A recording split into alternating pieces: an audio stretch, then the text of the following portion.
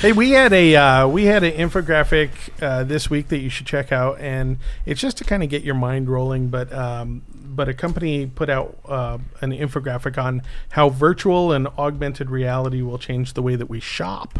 So this is pretty interesting, and I'm going to show some real world examples here that we're almost there. Like literally, it's just around the corner. I'm looking up. I'm just trying to get this Matt ad out of the way. Hold on. Well, if you sign up for the newsletter, it'll go away. Yeah. There we go. I'm trying to click.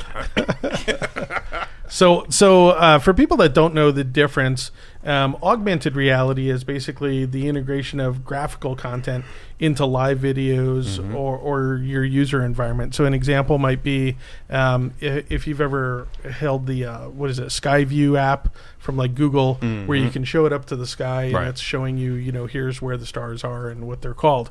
That's augmented reality, where you're layering real data onto the existing world.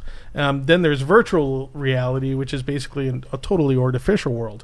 So it's a computer-generated simulation or recreation of a real-world example.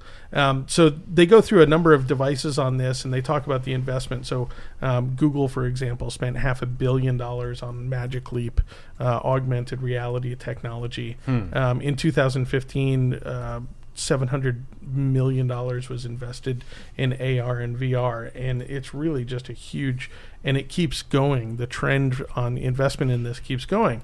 Now, a lot of that is just because of big data, right? The technology is there, the computing power is there that we didn't have before.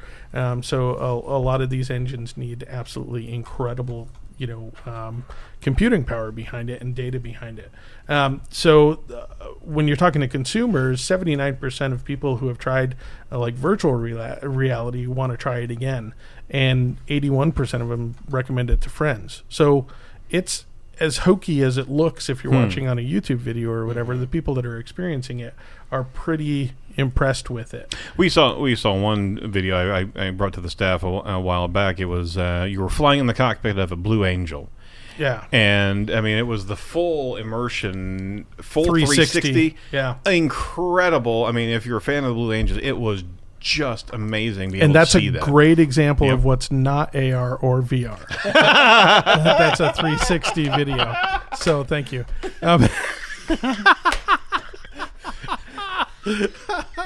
Sorry, it's not.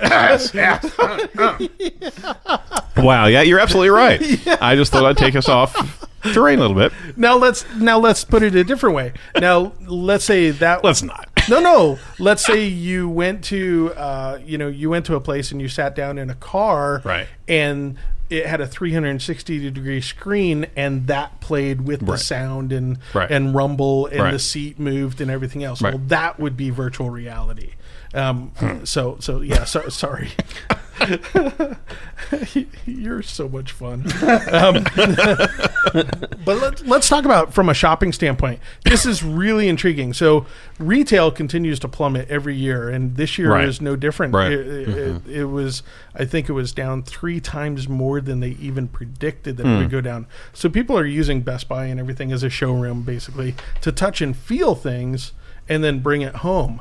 Well, now when you start to take out that people can interact with the device and they don't even have to go to the showroom, that really changes the shopping experience. And so here's a real world example for you.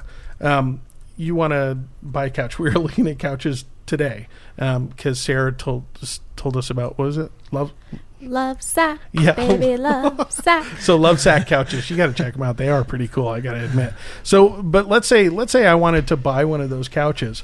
Well, if Love Sack had the application on a mobile device, what I could basically do is raise my mobile device up in my living room, select the couch, position it, put the colors there, everything else, and see how it would look and feel within my environment.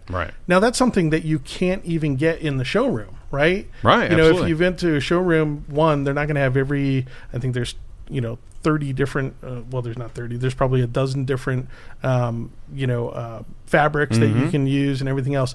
You're not going to get any of that. And so this is a really fascinating technology that if they start building these apps that you can test it out in your house, the colors, you want to paint your room. Well, put the color paint that you want and look at your mobile device or tablet and see how your room is going to look. Yep. I mean, that's a pretty fascinating it really experience. is. It's kind of like breaking the fourth wall. I mean, you're getting it in a space where you don't have that that separation of that consumer to the product. All of a sudden, now it's right there. Yeah, and you don't where they want it. What do you do now? You take measurements of your living room and you see how big a couch you can have and everything else. Pretty soon, you won't need to do any of that. You'll literally just plop the couch down through the app and look at it in your room and see how. Yeah, it goes. we're actually with the new office that we're moving into. We're actually working with a company that actually is putting together an entire 3D rendering of each of the different pieces of furniture that we're looking at. And it's all modular from an invoicing standpoint, so that's great. But you can move stuff around, so you're getting the full CAD rendering and you're changing fabrics. You can do this, that, and the other, and it's pretty darn cool. Yeah, but it's, again, not VR, but. Nope. It's cat. Still not. Good story, though. You're 0 for 2, but thanks. I'm trying to get there. So, Doug, I think what is especially interesting, sofa's good, but clothing and how things look on you personally. Not only look, but actual fit. Right. They're already building the applications now that you'll be able to literally take a picture of yourself and it will tell you whether the clothes fit or not. I mean, that's incredible. So not just show you what you're going to look like. That could be dangerous. Well, the amazing part for this from a shopping standpoint, again, commerce standpoint, is what are you going to get there? Incredible customer experience, lower returns. Right? Because it's going to look and it's going to fit, exactly the way you wanted it to. So I think here's what I got out of the infographic. I vastly underestimated what the impact might be here, but I really think that this is going to be a game changer. And I think what you're going to wind up seeing at a lot of malls or a lot of virtual reality. Okay. You're going to walk into a mall and they're going to have a room that you walk into, to help you experience, let's say, the car that you're thinking about buying or redesigning your room, pushing things around and everything else. And so there's a separation, of course, that's going to happen too. And that's that retailers who don't are going to fall behind more. Yeah. And then retailers that adopt these technologies, they might really have a leg up, and especially on online commerce. But the brick and mortar may very well go away and just go into the VR space. I think as we know it, I think that's already happening. Yeah. Right? If you it's fascinating to me, living in Greenwood for 15 years now. When Best Buy opened, compared to now, when Best Buy opened, it was a warehouse. Right. Now, when you walk in, there's no. Nothing is higher than maybe 5 feet high. You can see the entire expanse of It's all lifestyle stuff. Yeah, and it's all a showroom now. It's all meant to display, in it. And so I just think this is pretty fascinating technology. And like I said, I kind of poo-pooed it. When it was first getting talked about, I was like, why are they blowing all this money on this? Right. But when they start talking that way, that I already love online shopping. But now, a lot of times I go to Best Buy because I want to see the size of something, or I want to look and feel. Me personally, that's the thing, is that you couldn't really bring that into context. But the VR environment is giving you that as close as you can possibly get to understanding. Before touching and feeling it. It's in your space. Yeah, and how many things do we buy? Your iPad cases or iPhone cases that you don't really know what it's going to be like until you get it. Right. Well, and I'll suggest maybe a counter argument. And there is a new business model where we're seeing brick and mortar stores, but the only purpose is to touch and feel the product. They have one of each. Yep. And you can place your order and it'll be there the next day. Because there are still some things that people want to see. Right, touch. And touch. Kind of like kilts. Yeah. Yeah. Yeah, and I totally, that. I never wanted to touch it. I never want to touch a kilt. But I went to Catholic school, so maybe. That wasn't. Don't take that the wrong way. The girls wore kilts. They were never mind. Oh my god! You just can't undo that, man. Yeah, I can't. I'm done. I'm done for the day.